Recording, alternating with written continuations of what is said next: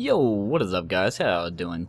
C-Ball here, and today I'm going to be bringing you guys another gaming tech review. Today we're going to be covering a little less known of a product in the gaming community, Squid Grip. And yeah, I for one was curious about whether or not this thing actually worked. I've heard from a couple people, Clayster's the one actually who convinced me to buy it with his advertising, and I want to try out for myself and let you guys know whether or not it's actually something you should consider picking up. So yeah, straight from their own website, they claim that Squid Grip provides a low-profile, firm, and padded surface for your hands without disrupting the natural feel of your controller. Developed using moisture-wicking technology, no other product alleviates sweaty hands and improves overall grip and comfort like Squid Grip.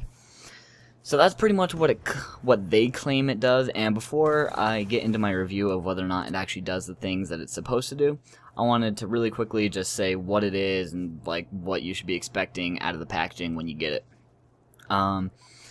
It pretty much is just a sticker.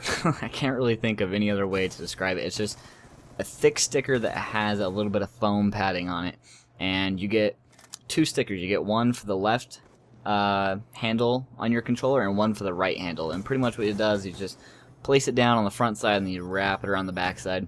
Just a really quick warning for any of you guys who have a scuff controller on the Xbox 360, you will have to trim this Squid Grip sticker a little bit on the back side, otherwise it will not fit with the paddles that are on the back side of the scuff. I'm not really sure if this is the case or not on the PS3, seeing as I don't really have a scuff PS3 controller, but even if it is, it's not really a big deal. You just take a pair of scissors, snip it off, you're done in 5 seconds. And as far as the actual application of the stickers, it takes like 1 or 2 minutes, if even that. Sometimes, I guess it could take you a little bit longer if you want to make sure you get it perfect with no bubbles or anything like that. But it goes on really easily and without much hassle. So yeah, let's move into what they say Squid Grip provides for you. So the first thing that they say it provides is extra padding for your controller. I will say, I've never really had a problem with feeling like my controller was hard or just, I never really felt like it was uncomfortable in my hands. So this one I was very skeptical of going in. When I first put it on my controller, I did feel like, I don't know, it just felt a little bit more comfortable, I will say. I don't know if this was a placebo effect or what, but I recently tried using a normal controller again, and now I'm sure that it was a placebo effect because I now prefer just using the normal old hard plasticky shell controller. I like the feel of it better. To me, the Squid Grip just doesn't feel quite as good. It might have been that the Squid Grip had been on my controller for 3 or 4 months and as such had worn down a little bit. So maybe if I was using a new one again, it might feel a little bit better than the actual controller. But for me, this is not really a selling point. I guess if you have had problems with the hard plasticky feel of the controller, this might be a selling point for you. But for me personally, this was not really a positive for Squid Grip. It was just kind of a whatever, either way works. The next claim that Squid Grip has is that it wicks away moisture from your hands while you're gaming. So, I don't know about you guys, I really don't have that big of a problem with my hands sweating while I'm gaming. Every once in a while I'll be doing like league play and I'll have a 1v3 search and destroy clutch that I have to do and I'll start sweating a little bit more. But even then, I've never really had a problem with feeling like my controller was slipping out of my hands because I was sweating or anything like that.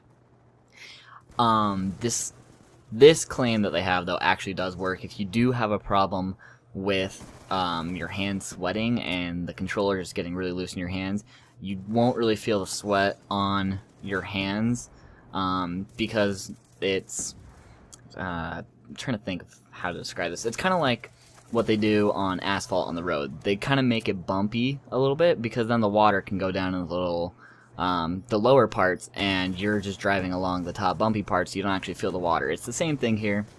So that's how it wicks away sweat from your hands, and I will give it that point. If you do have a problem with sweaty hands and you feel like the controller just slips out of your hands, this might be a reason to get the controller if you really want that. The third and final thing that Squid Grip claims they can provide is increasing your overall grip on the controller. And I don't know,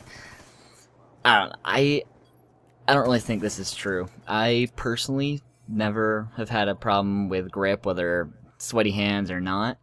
If this is a problem for you, you might want to check it out, because I will say it is a little bit more grippy than the normal controller. However, for me, this isn't really a big selling point, and I wouldn't buy these just for that.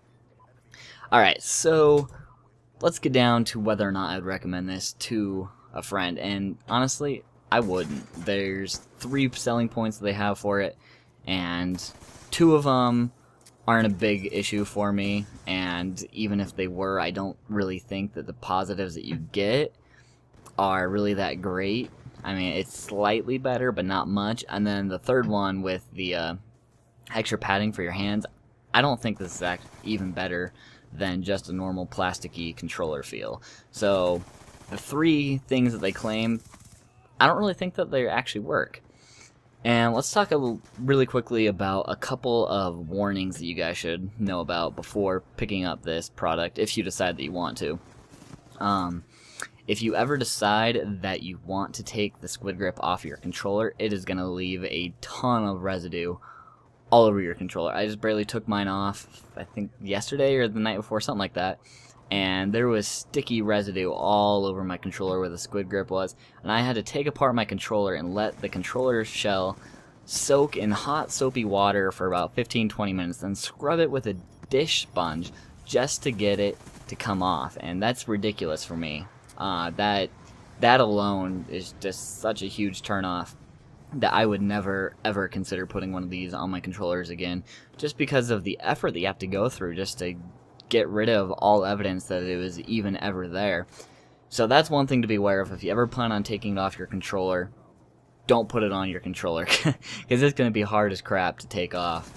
And another problem that I had with Squid Grips is the sticker itself. It's kind of multi-layered. It's got the sticky part on the bottom layer that goes onto your controller, and then in between that and the surface, it's got a little bit of foam padding, and then on the surface, it's got, I don't even know what to call it, but it's got just a nice soft surface that goes on your hands. And the top layer on mine actually started peeling off from the rest of the sticker after only using it for about a week and a half. And that was ridiculous for something that I'm expecting to be a long-term solution. I don't want it to be breaking after using it for a week and a half. That is way too quick to start breaking, in my opinion. So those 2 negatives are just, they really turned me off from this product, and I don't think any of the positives that you could potentially experience from using this product outweigh the negatives that it has. But I don't know, if you do have a problem with sweaty hands or the controller not feeling grippy enough for you and sliding on your hands, you might want to consider giving this product a shot. I mean, it's only, I think, $10-15 on Amazon. It's not that much, but in my opinion, it's not worth it. I wouldn't pick it up unless you really have an issue with one of the things that it claims to fix.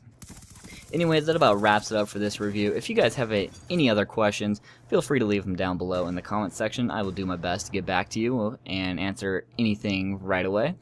I have about 4 to 6 more products that I can try to review for continuing this series in the future. So yeah, I don't know, I might ask for a poll to see what you guys want to see next. I haven't really decided.